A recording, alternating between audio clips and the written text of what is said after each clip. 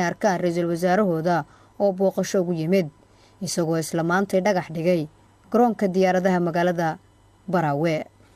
Ra'iisul wasaaraha xukuumadda federaalka Soomaaliya Mudane Xasan Cali Khayre ayaa xusay in magaalada Barawe uu yimid dhagax dhiga garoonka diyaaradaha ee magaalada Barawe isla markaana magaalada loo sameyn doono dekado si loo soo celiyo taariikhdii wanaagsaneed ee ay degmadani ku lahayd dalkeena.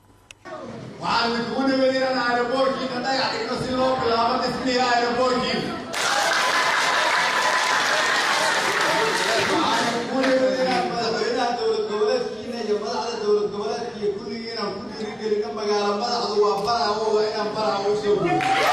waxay ahayd Barawe aan u yeelayay xarunta ganacsiga iyo farsamada waa inaan u diyaargarownaa inaan soo celino xaruntii ilbaxnimada wax soo saarka ganacsiga iyo farsamada waxaa ka soo jeeda dad Soomaaliyeed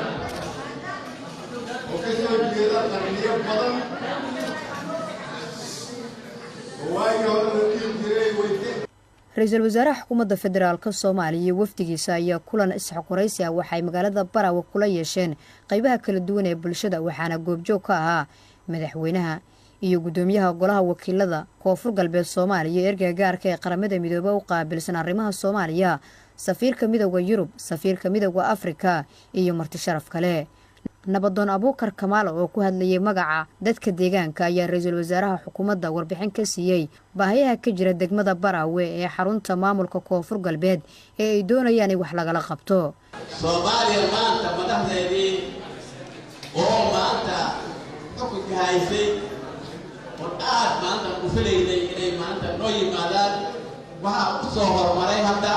ra'iisul wasaarihii Soomaaliya ayaa u soo hormaray waxaan hadda joogaynaa madaxweynihii Soomaaliya Maxamed Abdullaahi Farmaajo ayaa joogaynaa. Madaxweynaha maamulka Koonfur Galbeed Shariif Xasan Sheekh Aadan ayaa xusay inay fursad weyn u tahay shacabka reer Barawe booqashada uu maanta ugu yimid ra'iisul wasaaraha Soomaaliya.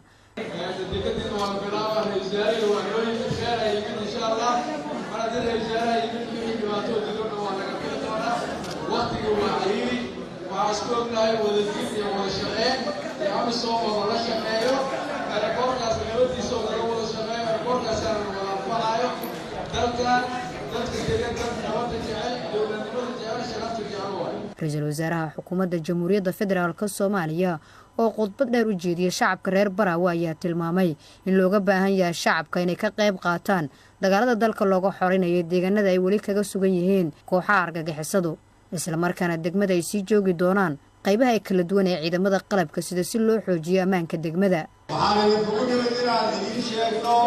waa ognahay inaad diyaar tihiin inaad cadowga iska difaacdaan laakiin ma idinku daynayna keligiin waa idin garab istaagaynaa waa idinla difaacaynaa ciidan idinka tegayana ma jiro.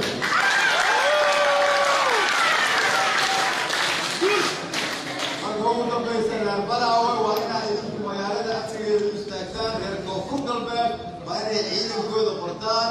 dowladda federaalkuna waa inay keentaa ciidankii idinkala shaqayn lahay amniga si magaaladiina aad xor uga hataan.